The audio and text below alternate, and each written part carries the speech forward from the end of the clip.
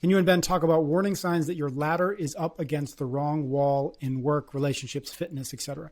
For example, I feel that occasionally not loving your job, but feeling overall happy and motivated isn't a sign that your ladder is up against the wrong career wall.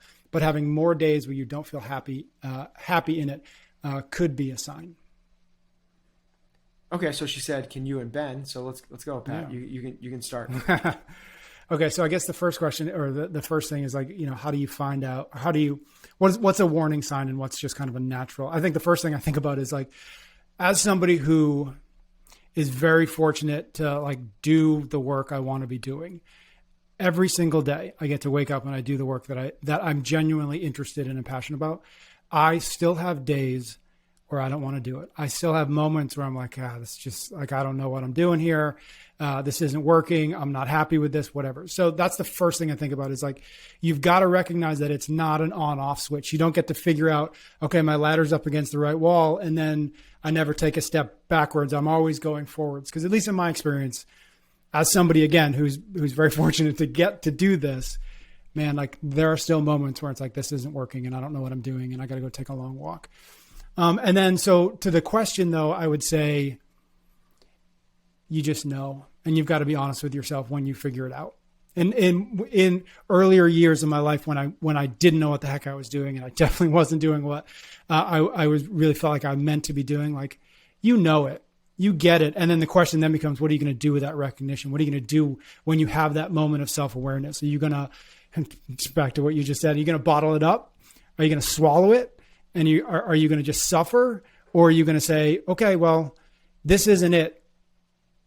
What am I going to do about that? And that to me is the key, is like, one, you've got to be really aware when that moment pops up and you know it in your gut, admit it, and then say, okay, well, what's the first step?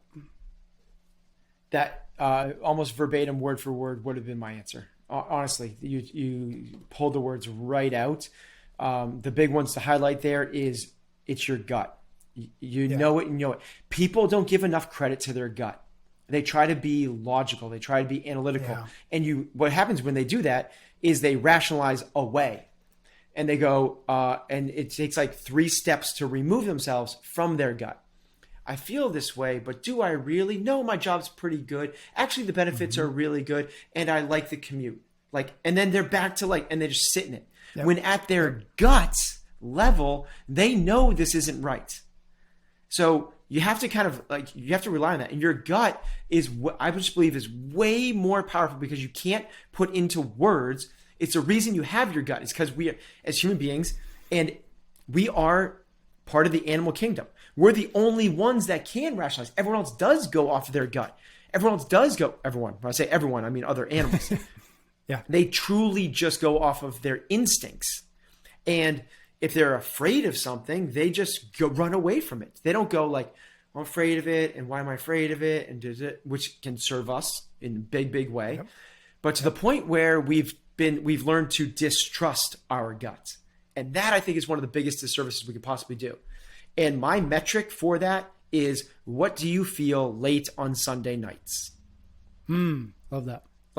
Late on a Sunday night, when you know it's switching away from weekend mode and you're switching into work mode, what do you feel? And if you feel like a little, and man, I feel like the more people become aware of the triggers and become aware of there's a feeling, it literally is happening inside of you. It's not fuzzy. It's not great. It's real. It's so real.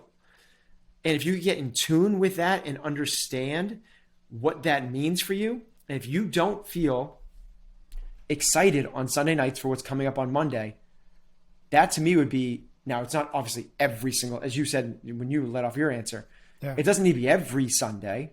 And the person that asked this question alluded to it, more often than not, I feel this. Then for me, it becomes this level of, where do you want to live on your risk spectrum?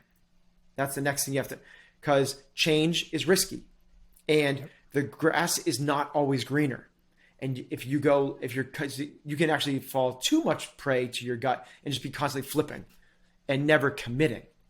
So you have to find this nice kind of in between of like, I'm going to listen to this, I'm going to root it, I'm going to understand it, and then I'm going to assess this without too many biases of like, what am I afraid of taking the risk or what?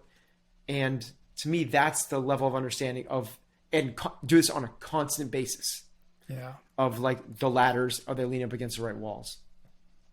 Yeah. A couple of really big things. The feeling or the trigger that creates the feeling is so important to learn how to hear and pay attention to, because it's really also easy to stuff down and push away and to ignore. And I think that that's a huge part of it. It's the same thing, right? It's that self-awareness thing. It's like when something happens and you feel this thing, don't ignore it because it's telling you something. That doesn't mean that it's right, but it's telling you something. And it's important to try to figure out what that thing is. And then the second thing to the last thing you just said is I think that there is, there needs to be a certain regular cadence to checking in on these things, whether it's quarterly, whether it's whatever, like you've got, whether it's weekly, you have to be able to review, where am I? How is this going? Is this working? It's been 3 weeks and I still feel like junk. Why is that? Where is this coming from? Is that big? Is it small? Whatever. I just think like so often we pretend that we don't have to reflect back to learn what we should be doing going forward. And that's just, we've talked about before the value and the power of journaling. That's just what that is take a minute, go backwards so that you can figure out how to go forwards. And it's so important because it's easy to ignore because it's uncomfortable and because it requires you to sit still and it requires you to ask yourself some questions. But that's it. That's how you figure out am I up against the right wall? Well, think about the last 6 months. What has that been like? Because that'll tell you everything you need to know. And I would further that with I want people to like have their heart on fire. Like you should, like when I'm saying Sunday night, I want you to be like pumped for Monday morning, not like okay with it. I want you to be so excited for Monday. Now, if not every single Sunday that happens, I get it. Like that's fine. But it's not like I'm lukewarm. I'm okay. Do what sets your heart on fire. Too many people ask what the world needs. What the world needs is more people with their heart on fire. They don't need another accountant. We don't need another actuary. We don't need another fill in the blank of whatever that mundane thing is that you're doing. What we need is like, do you love backpacking? Yeah, I get it. But like it's gonna be hard to make a living backpacking, but it truly sets you on fire. And it would not make that. I would encourage people to pursue it. And I would encourage people to pursue it regardless of where they are in their journey. Because people go like, easy, Ben. That's really easy when you're 22. You did it when you were 22. I think too many people go like, I have a responsibility now. I have a mortgage. I have 2 kids. I have college.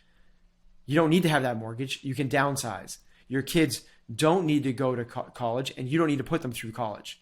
Like, don't go with what society says you should do. That's why you're stuck in this place. Do what you think you should do. And if it's backpacking, like be brave, go start a backpacking tour. Or don't even do that. Go work for be a guide. And then how much happier are your kids with a dad that is so freaking fulfilled? That he comes home every day so full of life, so full of energy, so willing to share the best things about this universe with his family, as opposed to a dad who comes home with a bigger paycheck, but is miserable, which is tired, which is dreary and a drain. Be a fountain.